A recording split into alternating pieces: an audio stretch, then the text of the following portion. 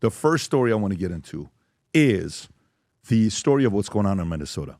By the way, imagine if you were to say somebody, a reporter, writes a negative hit piece on you. Your name is Tim Walz. All right, whatever. Imagine a podcaster does a full-on investigation on you. Boom. Here's what Tim Walz's background's all about. All right, whatever. Imagine if Fox News does something on you. Yeah, that's bad, right? But what's worse than Minnesota's Department of Human Services? This is a tweet that none of us saw that happened on September 11 of last year when Minnesota's Department of Human Services employees sent a message to Kamala Harris, okay? September 11, Rob, can we show the date so they can see it on the bottom, please? Zoom in a little bit. There you go. September 11, 2024. They sent it to her. It only gets 45,000 views. Let's read it together, Rob. Miss Harris, please listen to Minnesota state employees who work every day to deliver best services possible to our state and people who expect no less and pay our wages. Tim Walz has caused incredible harm to our state and agencies, retaliated against whistleblowers, against fraud. Zoom in a little bit. So what are all these things called? Feeding Our Future, $250 million. Jeez. Okay. Child care assistant, $100 million. Frontline worker bonus pay, $45 million. Evergreen recovery, $28 million. Medicaid, 11. 10.4, 9.5, all Medicaid. Employee benefits, 8.6 million. Medicaid, 7.7, 5.4 million. Unemployment benefits, 4.7 million. SNAP, 4.1. Medicaid, 4 million, 3 million, 2.6, 1.8, 1.6 million. Futuristic Management Group, 1 million. Medicaid. And they have Medicaid autism clinics, $501 million, give or take. Then another tweet comes out saying the fact that why is it that in Minnesota, check this out, autism claims to Medicaid in Minnesota, after Somalians opened their own centers, 2018, 3 million. 2019, I don't even know what you call that, 18x to be exact, 54 million. Next year, 77 million.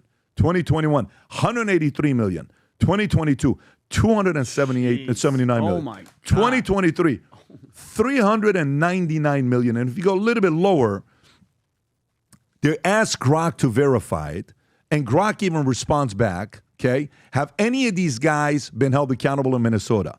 Look at Grok, go a little bit lower. Yes, the FBI and DOJ are investigating Medicaid fraud in Minnesota autism centers. Many serve in Somalia's communities. Ashraf Farhan Hassan was charged September 2025, which was 2 months ago, with wire fraud. $40 million scheme-related housing fraud charges include Mukhtar Hassan Adin, Mustafa Daib Ali, and others, obviously many traditional American names. Yeah. Probes continue with searches and links to other scams, some funds reportedly sent abroad. And you're looking at this thing, right? And then Department of Human and Health, Rob, go back to their tweet of what they sent yesterday that got some 25 million views, okay? This is the one, Rob, go a little bit lower. Is this the one that got 25 million views? Go a little bit lower. Yeah, this is the one. 33 million views. The long one. So go all the way to the bottom first to show what they're responding to. So here's a Dustin George, a damning quote on Tim Walz, failure to stop fraud consuming Minnesota. No one was doing anything about the red flags. He said it was like someone was stealing money from the cookie jar and they kept refilling it. This is New York Times reporting on this. That's how bad it is. How fraud swamped Minnesota's social services system on Tim Walz's watch. 33 million views. Let's read what this tweet is. Go to the top, Rob. So Tim Walz is 100% responsible for massive fraud in Minnesota. We let him know early on, helping for partnership and stopping it, but no response. Waltz systematically retaliated, betting against whistleblowers, using monitoring threats, repression, and did his best to discredit fraud reports. Instead of partnership, we got the full weight of retaliation by Tim Walz, certain DFL members, and in different mainstream media. You can go a little bit lower. In addition to retaliating against whistleblowers, he disempowered the Office of Legislative Auditor, allowing agencies to disregard their audit findings and guidance, okay? Jeez. This is a cascade of systemic failures leading up to Tim Walz. Agency leaders appointed by Tim Walz willfully disregarded rules and laws to keep fraud reports quiet, even to the extent of threatening families of whistleblowers. Go a little bit lower. That's pretty wild, by the way. Keep going a little bit lower, Rob.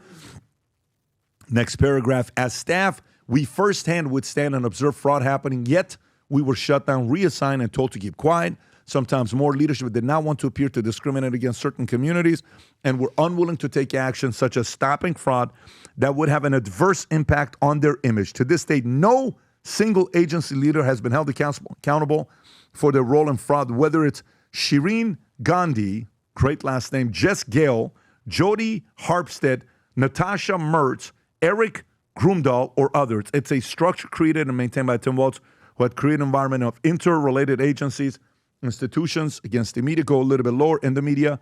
Tim Walz is dishonest, lacks ethics and integrity, has poor leadership skills, and has never taken accountability for his role in the fraud. Instead, he deflects by blaming national politics for his own failings and distracts the public image. It's just terrible for the state to say this. As such, we can't find fraud in Minnesota alone, hence why we're pleading to the federal levels of the government. We're grateful to numerous solid politicians, especially the fraud committee and media outlets. Thank you, New York Times, for bringing the plight of Minnesota to the national stage. Tom, how bad is this? This is terrible. What they've done, and let me paint the picture for you. This and the coverage by the New York Times, everything else, it comes down like this. The Somalis, a large number of Somalis, one of whom is in court on a $14 million charge, so this is not a sweeping statement, but the New York Times said that it was a significant number of Somalis that were involved in the fraud. What they do is they create a fake agency. That's the allegation. Money comes in from the federal government, and they use it for other things, and they send it back. You know what remittances are? Remittances are money that leaves the United States. California has a very large amount of remittances that leave the United States from Mexican families sending it to their parents and relatives in Mexico. There is absolute fact that a couple of the people that are prosecuted, the money was going back to Somali to basically bad people. Al-Shabaab, a freaking terror organization, to name one of them. Just one. That's exactly right. Unbelievable. And so what happened here was Tim Walz got pinched and went with it. How much power did the Somalis have? Vinnie, I'll ask you, how much power did the Somalis have if he said, no, we're going to investigate this, we can't be doing this? What happens the next election? They don't elect him, and they use the word racist. He's racist. You're racist. That's right. And by the way, and who is their queen? Ilhan, I hate America, Omar. That's exactly right. Pat, that's what happened. The Somalis are using this as a welfare system and a scam system back to themselves and to send money to Al-Shabaab. So thanks to Tim Walz, in my opinion, Tim Walz has knowingly... Not Walsh. This is no relation to Bill Walsh. Not Bill Walsh. This is not a football guy. Like from the window. Walz. Yeah, to the Walz. walls. Sorry for my Canadian accent. Sorry, Tom. So No, Bill Walsh was a legend. I don't want to put him in there. Tim Walz, in my opinion, is personally responsible for funding Al-Shabaab because he knew all of this was going on. And take a look at all that Medicaid. Yep. You know what that is? That's money coming from the federal government to cover the gap that's in Minnesota. And you know what ARPA was? ARPA, remember they said that they wanted the money to come through on ARPA? That's the American Rescue Plan Act of 2021. Which was under Biden, which put money back to the states that needed it after COVID shortfalls. So Walz knew the money was coming in. He knew what they were doing, and he was giving appointments to people and intimidating people to keep them quiet, because if he went up against the Somalis, he was going up against Ilhan Omar, and in his next election, he's dead. By the way, not physically. Not physically. He's over. His political career would stop at that next election. Rob, is this where he's being questioned about it? Yes, with Meet the Press. Okay, go for it. A little knucklehead. African descent have been charged, convicted, and sentenced for stealing more than $1 billion in taxpayer money from government programs during COVID. As you know, Governor, that is more than Minnesota spends each year to run its Department of Corrections. So I want to give you a chance to respond to this. Do you take responsibility for failing to stop this fraud in your state? Well, certainly I take responsibility for putting people in jail. Governors don't get to just talk theoretically. We have to solve problems. And I will note, it's not just Somalis. Minnesota is a generous state. Minnesota is a prosperous state, a well-run state. We're AAA bond rated, but that attracts criminals. Those people are going to jail. We're doing everything we can, but to demonize an entire community on the actions of a few, it's lazy. All right, so pause it right there. So let's role play. You ready? those people are going to jail. Do you think those people have dirt on him? Absolutely. Okay, so check this out. Buckets. Yeah, so check this out. What happens if those people you claim, like I've had a lot of mobsters on when I would talk about who killed John F. Kennedy and, and what happened with them. And mob came out after, all these other stories you hear about with Bobby and all this other stuff, right, that happened. If those stories are true, who had stuff on Kennedy's? The mob did. Of course. And what did the mob say? Wait a minute, now you're coming after us? Because Bobby Kennedy, the moment he became AG, he went after the mob. Of course. And prior to that, they said... Except his dad's guys. Except his dad's guys. But it was, at first, they're like, no, there's no such thing as, the mafia. There's no such thing as any of this stuff that's going on, right? Okay. If he plays this card and then he goes after them, the 86 who Batia was talking about earlier, that if they call them out and Batia, those 86 Somalians in Minnesota came out and said, we would tell the world that you're racist. If they know the truth and they have receipts, this is a bad situation. He's and here's the thing. He has to say, I'm going to go after them. And in turn, he's screwed. And like his wife said during the campaign, you know what they're going to do to him? Turn the page. That whole shit. He's finished, Pat. If this was a movie, and we were sitting there watching this, right now what you would say? Oh, the governor's in on it. And I just want to make it and by the way, do you know that during one of these cases, they were trying to bribe jurors, Tom, for like a couple $100,000, and they got caught. A Somali was trying to do it. And just Pat, when he's trying to be like, wow, this isn't just Somalis. Rob, can you put up the names? I want the audience to I'm gonna that's what happens. The Somalis come over here, then they get Netflix and they watch Untouchables and they learn about Al Capone and then they start learning all these tricks. Yeah, start scrolling down. Pat, what do you see here? Salim Ahmed Sahid. Keep going. Abdul Khadir Nur Sahla. Ahmed Sharif. By the way, they're not all. Accent is amazing. Hey, Abdi Nur Sahla. Yeah, I am your captain now. So look at all these Mahmoud, Bashir. Give me a freaking break. What does that all mean, Vinny? What Adam, all those names the majority of them are Somali, and what pisses me off those the names most... are what?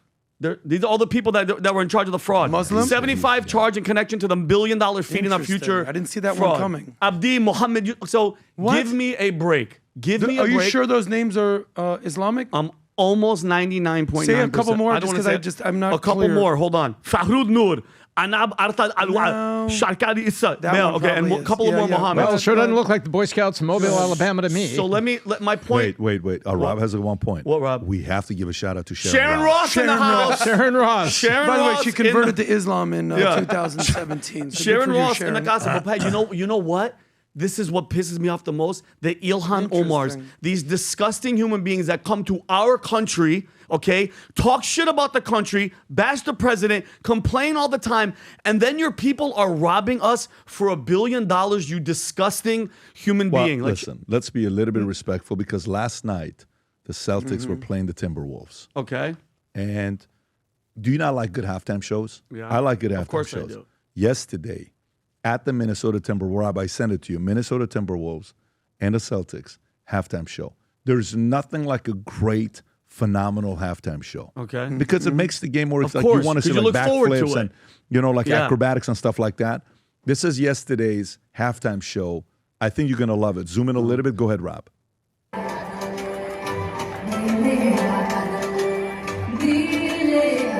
This is the halftime show? Seriously. Yesterday, Celtics, Timberwolves. What is this? Somalian halftime show. Oh, no, I've seen these Dancing. groups. They're great. They're great. Watch this. We're bringing them to Miami soon.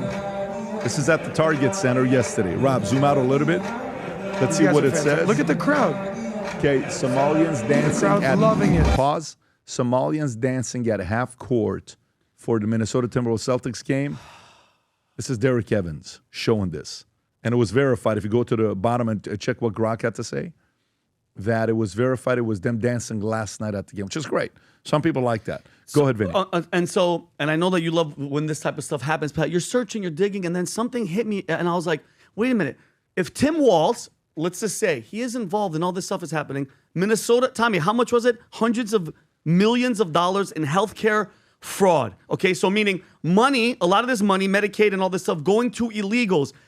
Do you remember this blast from the past? Do you guys remember back in June, guys, that there was a vote to end healthcare for illegals in Tim Walz's great state of Minnesota. Remember, there was 1 out of 67 Democrats that voted no, and she was crying. Do you remember who she was? Do you remember that girl? Melissa Hortman, and she was murdered alongside with her husband.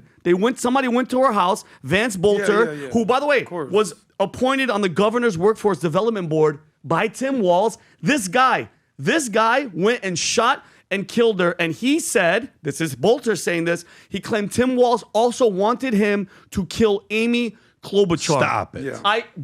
Google that and say that if he said that. Stop it. So think about this, Patrick. He knows what's happening. Tim Walz, like I said, if this was a movie, that's pretty interesting. The one Democrat, and Rob, once you're done, find her. She walks out of the hall after she casts her vote, and she's crying. She's crying because she's like, we can't do this. We can't give it to illegals. Americans have to get it. She's bawling. She goes home and she gets shot with her husband. Weird. Are you serious about this story? I'm dead serious. This is 1,000%. I'll guarantee you, in a letter claim, Tim Walz instructed him to kill Amy Klobuchar as well. And notice, it gets memory hold, Pat. Why though? Why Amy? You tell me. You tell me. I don't know. But he's saying, and obviously they're going to say he was rambling, he was incoherent. But why would you kill if you were appointed by him? Political science wrote a letter on FBI which he claimed that Tim Walz wanted to kill Amy Klobuchar about 57 alleged rambling.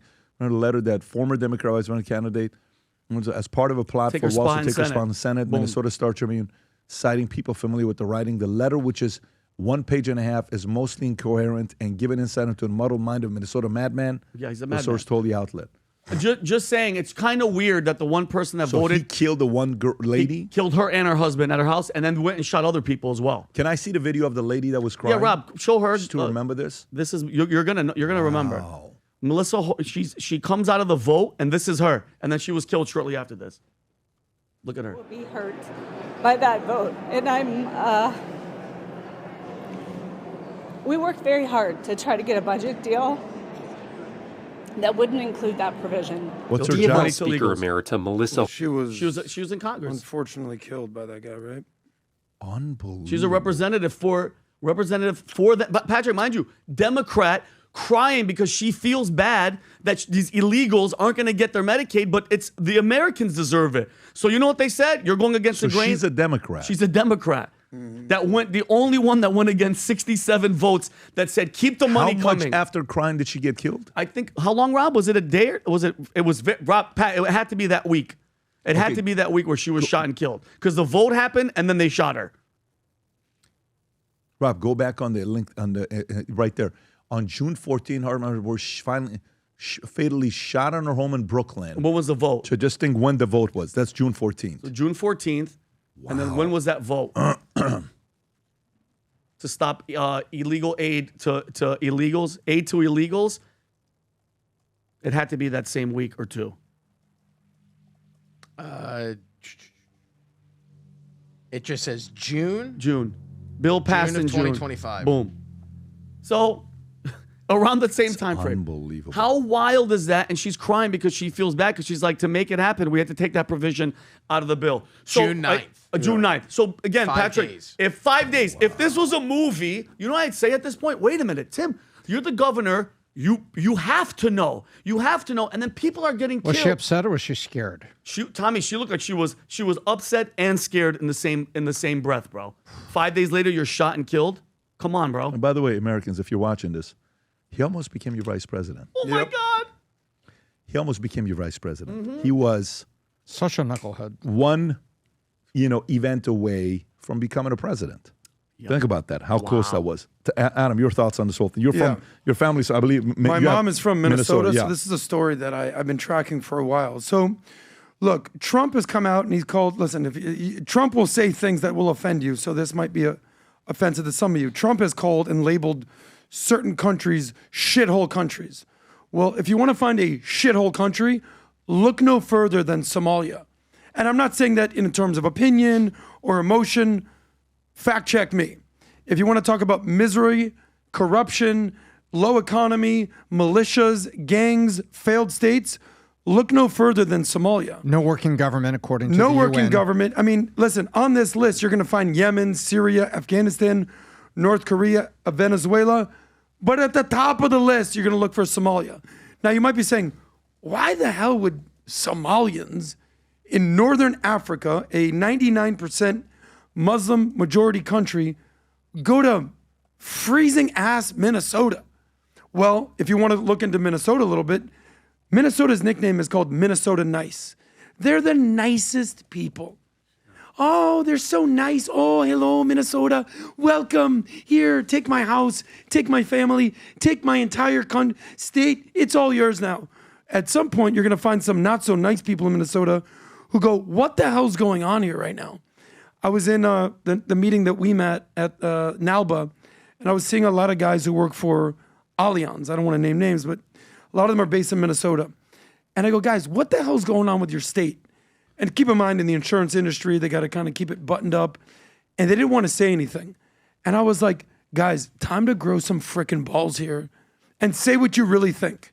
There's no reason that you should have this many Somalians in Minnesota, the most freezing state in the country.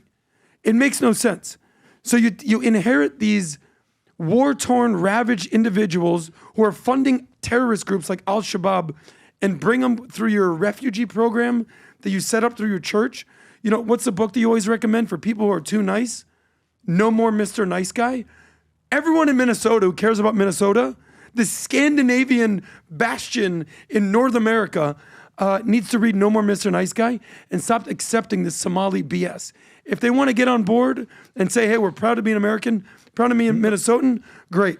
But I don't see any of that going on in Minnesota. And think about this. With You import the third world, you're going to get the third world. And here's the thing, your boy, Nick Shirley, he went there, Patrick. He went in Minnesota. He was just interviewing people. The majority of them couldn't speak English. Okay, couldn't speak English. The women would, the men refused the women to be on camera. It was as if you were in Somalia. And I'm sorry, guys, this whole suicidal empathy attitude of no, we love, and enough with that bullshit. Because I'm telling you guys, if you haven't seen Europe lately, yeah. By the way, this is just him going through and asking people questions. Go ahead, Robbie. I'm here in the United States. I'm not speaking English. Only one Somali language. What does it mean to you to be a part of Islam? I don't know. I'm not. Don't speak English. Speaking English very well. How are you? Do any of you speak English? Where is this? English? That's in Are they in Somalia. Somalia? No, it's in Can women Minneapolis. speak Look, on camera? They won't let them put them on camera. No. The religion. Our I kept religion. going because I wanted to speak with some more of the elders here to see if they could share their story about coming here from Somalia and how they've seen the rise firsthand. However, none of them spoke English. How are you? Can I ask any of you guys some questions? No? Speak English? English no. No? Okay. Do any of you speak English? Look, After a few listen, interviews, just casually somebody picking came up- her casually, nose. yeah, just whatever. She's gonna eat it after. But here's the thing: you come to this country, but Pat, you have to assimilate. You have to learn the language. You have to try to contribute. This is proof. This is proof. This isn't racist. This isn't uncaring. You come here, you suck from our system. You have all these freaking kids. You stay. You rob us for $1 billion, and then we say shit. You call us racist. And I'm sick and tired of people that aren't from this country. People from London, people from here. Look at what's happening overseas. You can't even. And Christopher Hitchens, Pat, he did a great. In 2009, he warned, especially with England, you're not going to be able to complain, number one. And if you even open your mouth, they're going to label you Islamophobic. Okay, enough of that nonsense. Hitchens or Murray? Christopher Hitchens had a course. great thing in Here's 2009, the challenge warning that- you guys, warning them. Here's the challenge I see in Minnesota. Where are the politicians that are speaking up against this? Where are the Against business them? leaders? Adam, none of them. No, meaning you have Tampon Tim, you have Ilhan Omar, you have Amy Klobuchar, you have Jacob Fry, you have the other dude that Jacob Fry beat, the Somali pirate guy. Yeah. Where are the conservative American voices in Minnesota being like, guys, They have no chance. what the hell are we doing here? They have no chance. This it's all- it's suicidal empathy, Adam, this because tolerance Yep. that we're just letting you come on in, guys. The world's worst shithole country. Yep. Come on in, guys. Minnesota nice. Yeah. Where are the voices speaking out against this? absolutely none of them, Adam, none of them, because they were Because if all they voted said out. what I said or what you said, Yep. they would be worried about getting canceled. Let me explain something to you. Grow a pair of balls, guys. coming. Well, let me show you what President said about Ilhan Omar, Rob, if you want to go to it. Oh, is that Chris Hitchens, Rob? You want to play that clip because you found it? That's a great clip. Go for it. Business, ladies and gentlemen, I beseech you. Resist it while you still can, and before the right to complain is taken away from you, which will be the next thing. You will be told you can't complain because you're Islamophobic. The term is already being introduced 2009 into the culture as if it was an accusation of race hatred, for example, or bigotry, whereas it's only the objection to the preachings of a very extreme and absolutist religion. Watch out for these symptoms. They are not just symptoms of surrender, very often ecumenically offered to you by men of God in other robes, Christian and Jewish and smarmy ecumenical. These are the ones who will hold open the gates for the barbarians. The barbarians never take a city till someone holds the gates open. And Keir Starmer is one of those guys. And Keir Starmer's like, come on in. You can pause it right Come there. And on by the in. way, here's what the president had to say about Ilhan Omar again. And then that led to a decision he made this past weekend that I think is very important for the people to know about. Go for it, Rob. Don't need their people coming into our country telling us what to do. And you're talking about I'm talking about like Somalia, where you have a congressman goes around telling everybody about our Constitution, and yet she supposedly came into our country by marrying her brother. Well, if that's true, she shouldn't be a congressman, and we should throw her the hell out of our country. Okay, now, he's saying that. And then he turns around, and Trump vows to permanently pause migration from third world countries. Good. Okay? Good. Permanently pause, okay, migration from third world countries. Rob, is this the tweet? And he puts this for Thanksgiving, everything he's going through. And then on the bottom, I will permanently pause migration from all third world countries to allow U.S. systems to recover, terminate all of our millions of Biden illegal admissions, including those signed by Sleepy Joe Biden's auto pen, and remove anyone who is not a net asset to the United States or is incapable of loving our country, and all federal benefits and subsidies to non-citizens of our country, denaturalize migrants who undermine domestic tranquility, and deport any foreign national who is a public charge security risk and non-compatible with Western civilization. These goals will be pursued with the aim of achieving a major reduction in illegal and disruptive populations, including those admitted through an unauthorized and illegal auto pen approval process. So these two kind of have to go together. So let me read the auto pen to you as well. And Pat, can I say one thing really fast? The Immigration and Nationality Act, Section 212F, Robbie. Whenever the president finds that an entry of an aliens or any class of aliens in the United States would be detrimental to the interests of the United States, he may, by proclamation and for such period, he shall deem necessary suspend all entry of all aliens or any class of aliens as immigrants or non-immigrants, or impose on the entry of aliens any restrictions he may deem to be inappropriate. He has the power to say, enough, detrimental. They're taking money, they're giving it to terrorists. Go to hell. Like, what are we talking about? Yeah. Shouldn't that, not to cut you off, shouldn't that have been the number one thing? You married your brother to get him citizenship. Allegedly. Allegedly. But still, if that's a fact. But that's actually common in that side of the world. Well, not common cousins, for first us. cousins. They're into the first cousin thing. Yeah, but to get him You heard papers about to that? come here? Yeah, of course. But Yeah, still, she did I'm some sorry, fake Pat. paperwork allegedly. But Well- I'm talking in reality, Oh, cousins be banging Yeah. in that side of the world. Folks, you know what today's? Cyber Monday. Okay. Today's Cyber Monday. If you remember, on Black Friday, we announced something. One of the goals we had when we announced this last year was we wanted 1 million people to wear the Future Looks Bright gear. We are close to 500,000 people. We're about to pass 500,000 people worldwide that have Future Looks Bright gear, which means we're another 500,000 away. I love it. If you believe the future looks bright, you want gear for yourself, for your coworkers, for your kids, for your spouse, for your relatives this Christmas, get them you know what I'd love to see happen? Get people Future Looks Bright hat and gear that don't even follow the merch, that don't even follow the podcast. Give them a Future Looks Bright hat during Christmas and see their reaction. So this is the last day that you'll see 30 to upwards of 70% discount on 99% of the items on vtmerch.com. This is the last day. Nothing else will happen after this. Everything will go back to regular prices. If you're looking for a couple unique things that people are asking us about, of course, the FLB shoes. By the way, just so you know, in the last 61 days, I've worn this except for one day. Every day. And today I'm wearing a brown, and Vinny's wearing it as well today. This is all I'm wearing right now. Yeah. So if you want to get the shoes, the Black Friday offers to look out for is the Black Friday digital course mega bundle, all the events, everything that we have, public speaking course, PBD sales system, SLS Sales Leadership Summit, Vault recording, all bundle at $9.97. Great offer. The shirts, I'm wearing a Valuetainment shirt right now. You can go a little bit lower wrapped, or you can look at these items. We'll put the link below for you to go to. But if not for yourself, if you're planning on shopping for friends and family this Christmas, surprise them with a Future Looks Bright hat. Surprise them with a Future Looks Bright shirt. Anyways, in the meantime, go to vtmerch.com and place your order, 30 to 70% off.